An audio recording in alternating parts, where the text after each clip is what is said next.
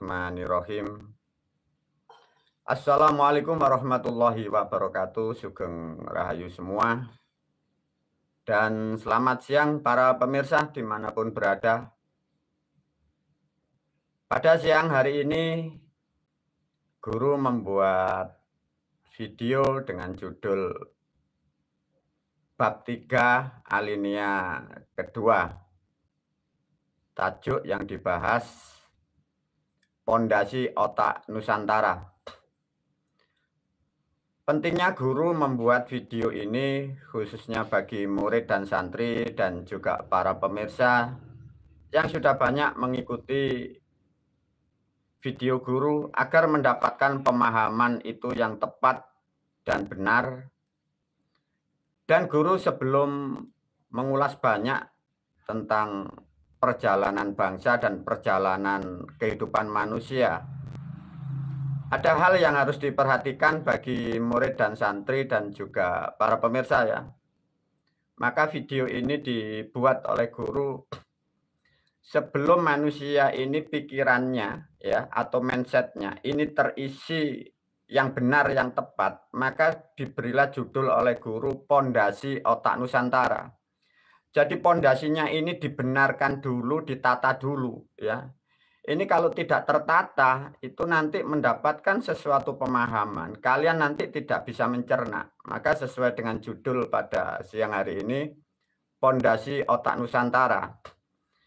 Artinya video ini merangkai dari seluruh manusia, terutama di Indonesia. Jadi mulai presiden dan jajarannya. Semua karena apa? Karena ini nanti mengacu dari pemahaman atau keyakinan kita ini yang salah kaprah. Dengan demikian para murid dan santri ini nanti menerangkan perjalanan jiwa atau ruh atau perjalanan manusia ya. Ini harus dipahamkan dulu. Maka sebelum diulas oleh guru menyampaikan, guru melalui video ini mendidik murid dan santri dan para pemirsa. Kalian diajak dididik guru untuk maju ke depan ya. Untuk maju ke depan tidak akan pernah ada kata mundur. Jangan sekali-kali mengikuti kata mundur ya. Maka ini nanti diberilah dasar-dasar agar santri dan murid juga para pemirsa kita berbicara dan mempersiapkan ke depan untuk kehidupan kita, untuk keluarga kita, untuk putra-putri dan kelak pun juga akan untuk bangsa dan negara. Coba diajarkan sedikit sebagai dasar untuk memahami kehidupan yang akan datang.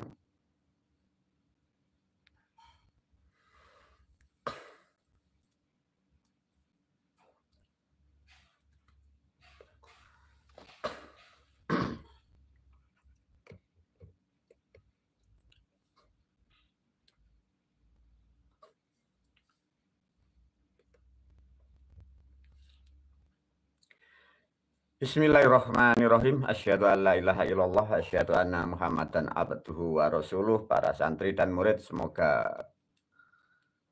pemahaman ini membawa manfaat kepada bangsa manusia, lebih khusus kepada murid santri dan para pemirsa, dan lebih khusus kepada Negara Kesatuan Republik Indonesia.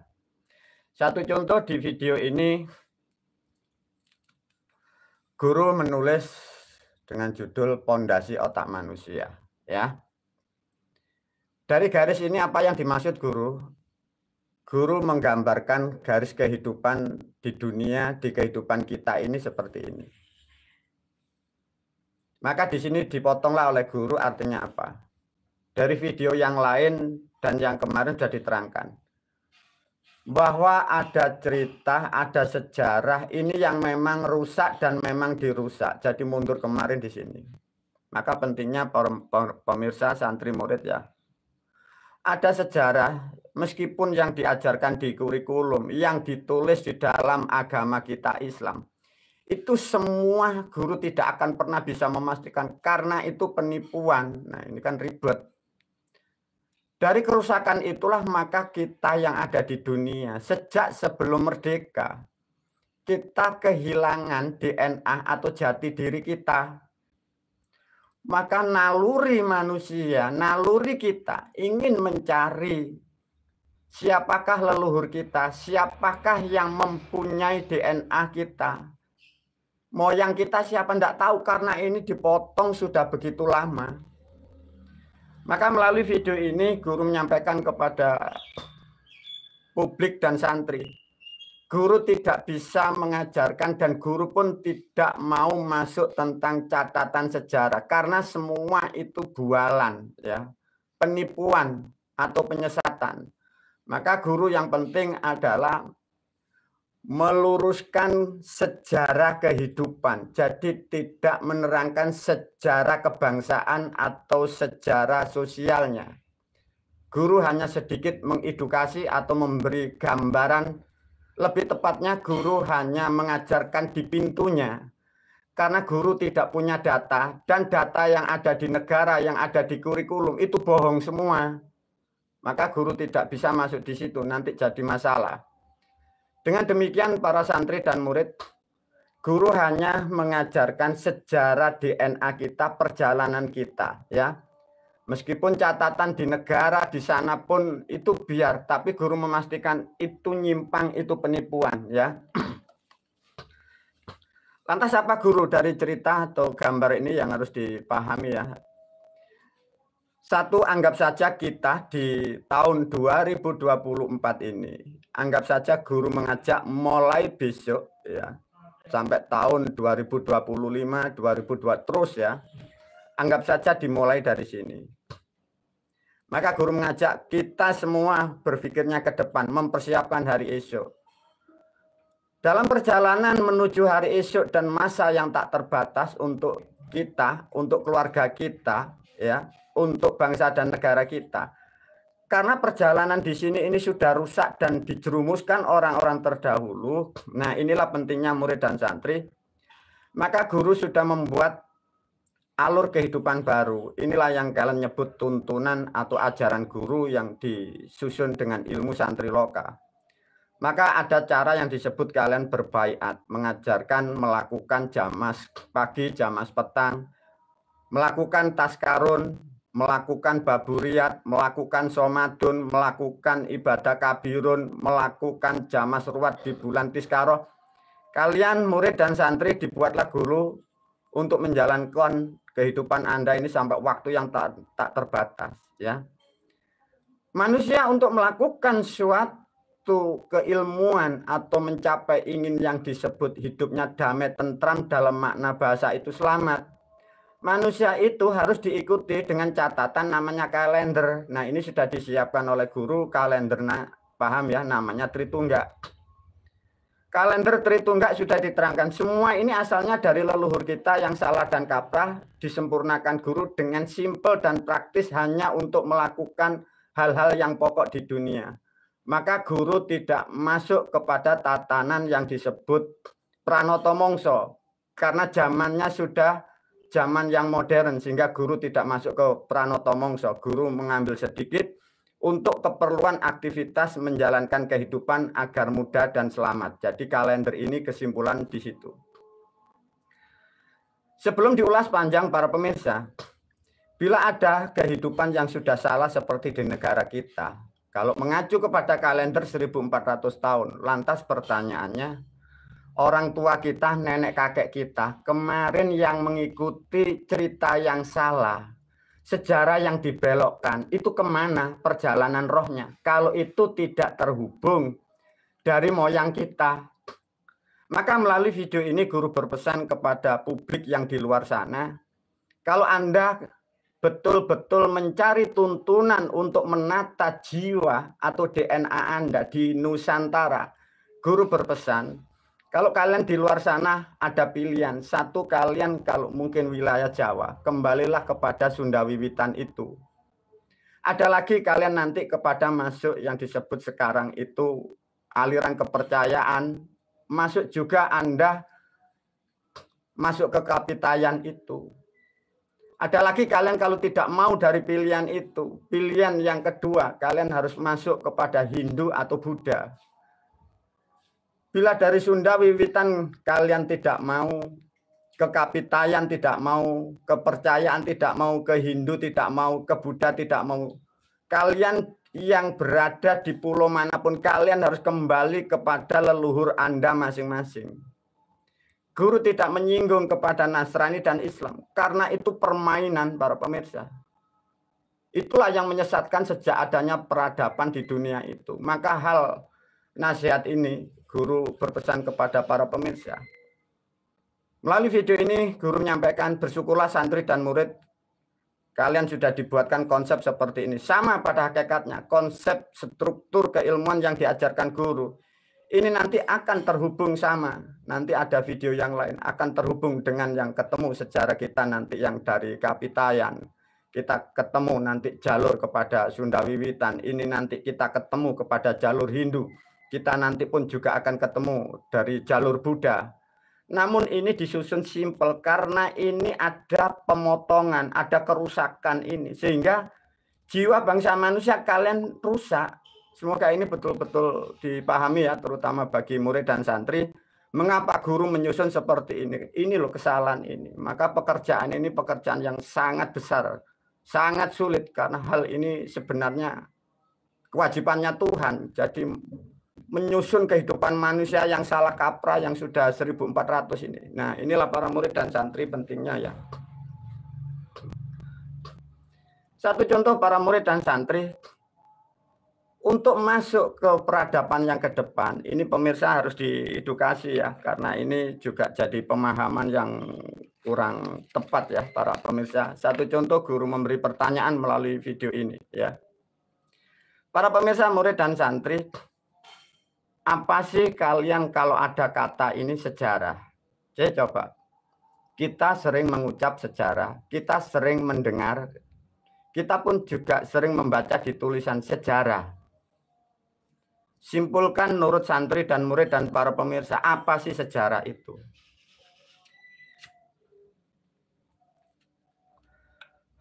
Bila sudah mampu membuat kesimpulan bahwa sejarah itu seperti ini, lantas apa bedanya sejarah dan cerita? Kalau Anda belum bisa membedakan, maka Anda nanti akan tersesat dari cerita-cerita kitab itu, ya. Maka pahami dulu, maka dari hal yang sangat simpel, pemirsa, murid, dan santri pahami ya. Sejarah itu apa sih makna yang dimaksud sejarah? Cerita ini apa, lantas dongeng ini apa? Bila ini kalian tidak paham, maka kalian itu didongengi, kalian kok kira itu sejarah. Sejarah yang benar, itu bila diputar balik, itu kok kira jadi dongeng. Nah, inilah pentingnya diberi pemahaman yang simpel untuk para santri dan murid ya. Sedikit diajarkan sejarah para murid dan santri. Sejarah itu adalah peristiwa kejadian ya, kejadian atau fakta. Karena ini peristiwa dan kejadian, itu pasti ternaungi namanya ruang dan waktu. Ruang dan waktu itulah kita sebagai bangsa manusia itu tercatat dengan kalender ini. Nah, inilah kekurangan publik, umat yang beragama. Kalian mendapat dongeng, kalian kira sejarah. Sejarah kadang kok kira itu dongeng karena Anda tidak memakai substansi kalender. Semoga dididik, diberi pemahaman seperti ini para pemirsa, murid dan santri. Kalian sekarang harus cerdas.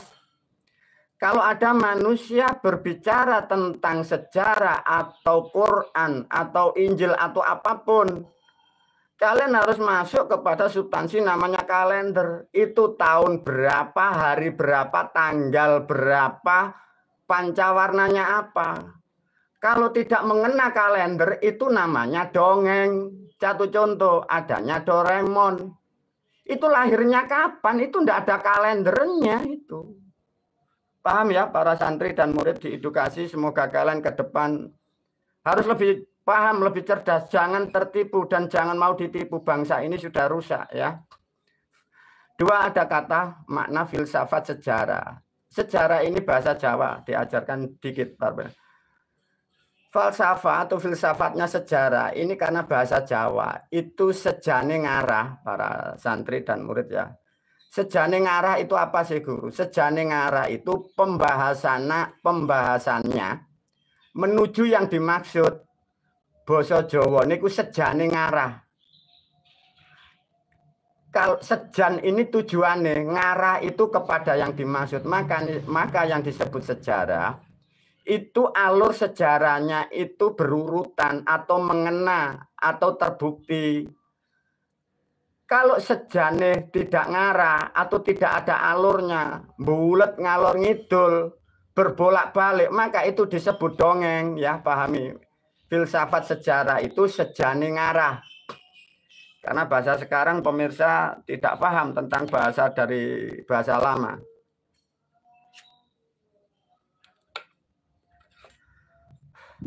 Lantas dari makna sejarah, ini dari suku kata, para pemirsa ini harus dipahami.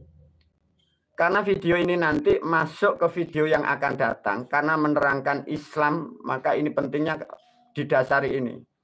Makna dari kata sejarah, ini dari kata ujar dengan rah. Ya. Ujar itu maknanya suara atau bahasa. Diujari, aku ujar. No. Maka ujar itu maknanya suara atau bahasa atau penyampaian atau disampaikan. Maka menerangkan sejarah itu karena peristiwa itu sudah selesai. Maka diterangkan dengan suara dan bahasa. Karena ada rah, rah itu adalah darah atau getih. Maknanya kehidupan peristiwa yang dialami bangsa manusia. Artinya sudah disimpulkan para pemirsa bahwa yang dimaksud sejarah adalah menerangkan jalur kehidupan, bukan dongeng, ya. Tatkala para pemirsa sudah paham tentang kata sejarah, artinya menerangkan kehidupan karena ada darah, ya. Darah ini kehidupan.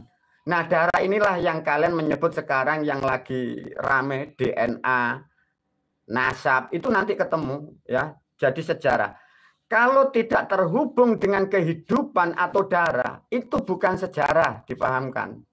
Nah, pentingnya guru nanti mengajarkan sejarah kita ke depan agar terhubung dengan leluhur, maka hal-hal ini harus dipahami dulu, ya, sehingga nanti bisa membedakan mana dongeng, mana cerita. Tatkala sudah memahami makna dari sejarah ini, ujar dan rah. Jadi suara yang diceritakan mengatasnamakan tentang kehidupan, ya. Maka sebagai bukti otentik di dunia, maka sejarah bangsa manusia itu sangat mudah. Pertama untuk dikenali itu dari bahasanya. Bukan dari bendanya, bukan dari bajunya, bukan dari budayanya dulu. Suara ini, bahasa ini asalnya dari mana? Nah, itulah bahwa manusia itu dari darahnya. Itu bisa diketahui ini dari suku mana, dari bangsa mana, dari bapak siapa. Karena mengapa? Satu contoh, ada anak dengan bapak, itu bahasanya sama. Meskipun anak itu merantau jauh, itu masih banyak membawa bahasa yang lama dari waktu ada dengan orang tuanya. Mengapa seperti itu? Karena ini ada ikatan rah ini loh para pemirsa, ya. Dengan demikian sudah diterangkan bahwa sejarah itu nanti menerangkan alur kehidupan tentang dengan leluhur kita atau dengan moyang kita. Itulah para murid dan santri pentingnya memahami ini betul-betul, semoga bermanfaat video ini. Lantas apa guru yang disebut dengan cerita? Kalau pemirsa kalian berbicara tentang cerita, karena ini bahasa Indonesia, kalian tidak bisa paham cerita itu apa. Cerita ini dari bahasa Jawa, dari bahasa Jawa maknanya cerita. Kirata basa, makna yang dimaksud cerita itu saicrit roto. Apa guru? Saicrit roto itu bahasa jamak. Yang dimaksud jamak bagaimana guru? Satu contoh, ada peristiwa itu setahun. Diceritakan hanya 1 jam, diceritakan hanya 2 jam. Itulah yang dimaksud cerita. Maka maknanya cerita, saicrit podoroto. Jadi semua pernah dengar, semua pernah mengetahui. Tapi tidak bisa detail. Karena ini bahasa jamak. Seperti sejarah leluhur kita yang ratusan tahun, bahkan bisa ribuan tahun. Ini hanya diterangkan beberapa tahun atau beberapa kitab, itulah yang dimaksud cerita. Nah, yang ini yang jadi problem di negara kita selama ini, umat manusia, terutama bangsa Indonesia. Lebih konyol lagi kita yang beragama Islam. Dongeng kalian sejarah, kalian kira sejarah, ini dongeng. Semoga para pemirsa, murid dan santri mampu bisa membedakan sejarah, cerita, dan dongeng. Dongeng ini dari bahasa Jawa, maknanya dipaido ora mengeng. Ya, dipahamkan. Dongeng, dipaido ora mengeng. Maksudnya apa? Dipaido itu diterangkan atau dimotivasi, itu ndak mengeng. Ndak mengeng itu ndak bisa melawan, ndak bisa bertanya. Nah, sama, yang menceritakan pun juga tidak bisa dibantah karena itu dongeng. Lihatlah orang yang beragama, kalian yang mengikuti agama, kalian diceritakan apapun kalian tidak bisa membantah. Yang berdakwah, yang bercerita pun dibantah pun tetap ngomong, tetap berceloteh. Karena itu dongeng, para pemirsa. Sama Anda, kita, ada orang cerita si kancil nyuri timun. Yang didongengi ya terdiam. Pendongengnya dibantah. Ya cari bantahan lagi karena itu dongeng. Bukan kehidupan. Nah, itulah yang dimaksud dongeng itu dipaido ora mengeng. Dalam bahasa hukum dongeng itu ngarang. Dipahamkan para pemirsa? Dongeng dari aspek hukum itu ngarang. Itulah yang kalian berhalusinasi. Nah, kalau ini sudah ada sejak 1400 tahun, kira-kira nenek buyut kita yang usianya kalau dari tahun 2024, kakek nenek kita mundur kalau yang 200 tahun, 300 tahun. Sedangkan dongeng ini 1400 tahun, bagaimana? Nah, satu contoh dongeng. Contohnya para murid dan santri. Manusia membuat adanya nama Tuhan baru. Karena pemirsa, umat tidak paham ya, guru ini sangat paham ya. Kalian tidak paham bahwa kalian lahir, kitabmu ada, kalian tidak tahu. Bahwa itu ada dongeng. Adanya nama Tuhan baru, Allah. Ya karena kalian tidak mengerti. Karena dongeng dikitabkan, lebih parah lagi, dikurikulumkan, lebih parah lagi, kok katakan itu keyakinan dan kepercayaan. Coba bahasa ini kan juga konyol, juga keren. Adanya nama Tuhan baru Allah. Bisa dibuktikan guru kalau bahwa ada nama baru Tuhan Allah ini dongeng. Ya bisa dibuktikan. Maka nanti ikuti dengan perjalanan video guru. Nanti ketemu bahwa ada kata atau kalimat Allah pertama ini di masa berapa, di tahun berapa, siapa yang membuat, dibuat di mana.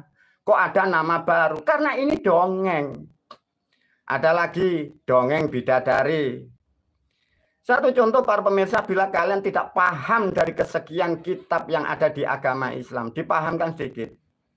Quran itu meskipun dongeng itu dipecah menjadi 33 kitab. Sama semua itu dongeng semua.